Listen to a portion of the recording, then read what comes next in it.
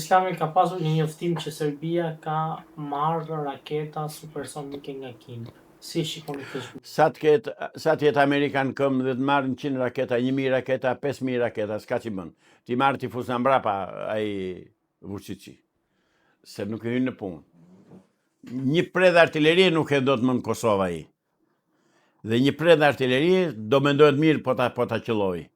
Jo më të dërgoj raketa. S'kam frikë në ajo punë. Dhe të marrë, dhe të armatose, s'ka problem.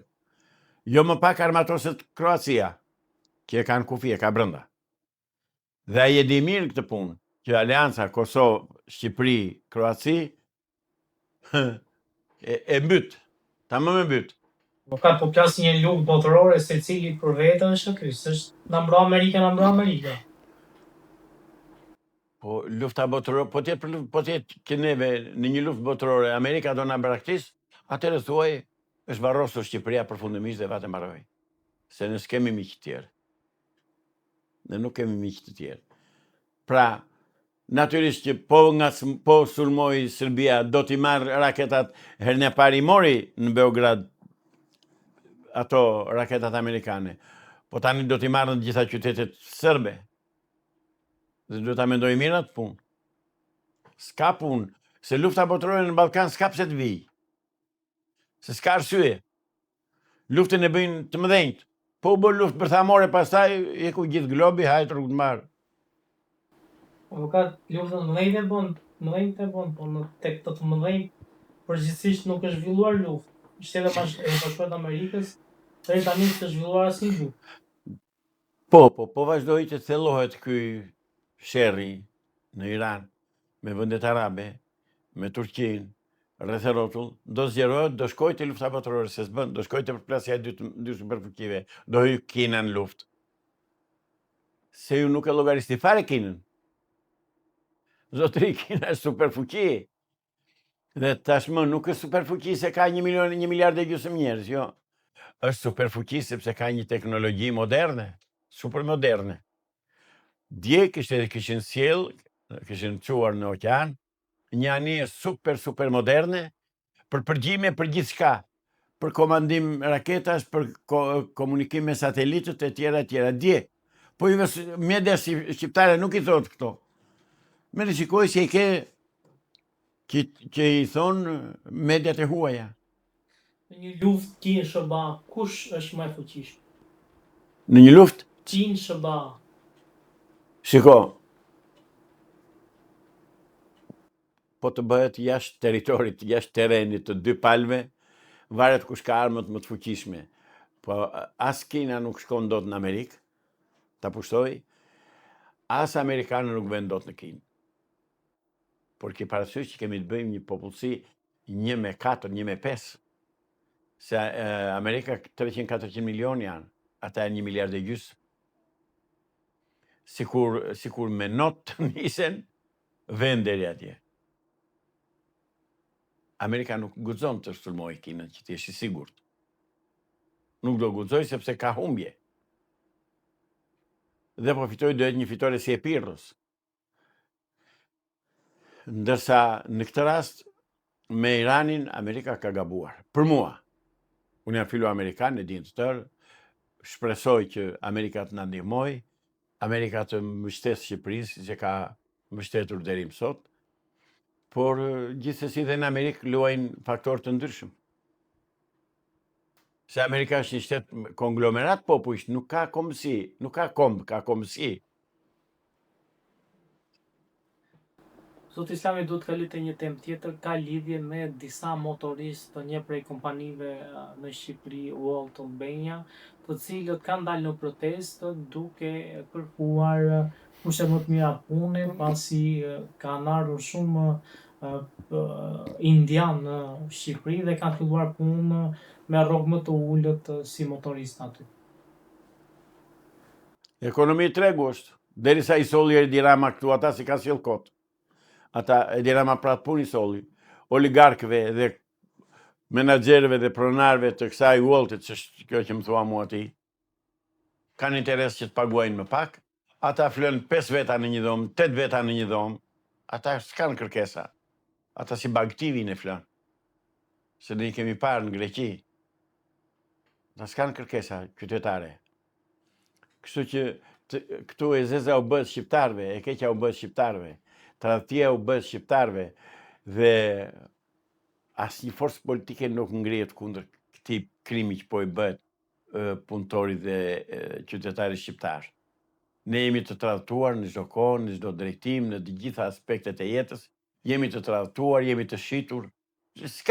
Ne nuk ekzistojmë, ne armë s'kemi, ne armatim s'kemi, ne ushtri s'kemi, ne s'kemi asgjë. Pra është bërë me kohë plani që Shqipëria të boshatiset. Dhe kanë bërë komunistët shqiptarë në pushtet nga 91-shit deri më sot. Se deri në 90-ën Shqipëria që e armatosur sa s'kish kur shkonte më, miza nuk hynte. Nga 90-a këtej, komunistët shqiptarë degeneruan, tradhtuan ideale dhe ato ideologjinë e tyre dhe u mbështetën vetëm tek përpoqjen dhe punuan për të mbajtur, për të vjedhur pronat e shqiptare, për të grabitur pronat dhe për të pasuruar. Për kaq punojnë. Nuk do t'i gëzojnë. Të jenë të sigurt. Nuk do t'i gëzojnë që kanë vjedhur. Do t'u merren një për një. Por ka shumë ankesa nga qytetarët lidhur me shërbimet që kanë Vodafone, Uani apo dhe bankat. Grabitje është, ja tek shkoj kinezi, shef kinezin, ja urdhëro. Ja urdhëro, pra të po flasim. Vjen këtu ai, pasha. Superfuqi është, ata kanë dërguar mira kinez këtu agent të tyre për të përgatitur, për të parë terrenin, për të njohur gjithçka. Kështu që ne jemi të mbaruar. Ndaj unë i bitire Amerikës. Në na ke miq. Miq, jo, por në ke interes në Shqipëri, hajde na mbro në armatos. Dhe qëro këta bandit nga pushteti i Shqipëri. Se sa do t'a bëjnë se di. Keni shpresa që mund do? Kam një 30% shpresë. Si shikoni pozicionimin e Turqisë në këtë luftë?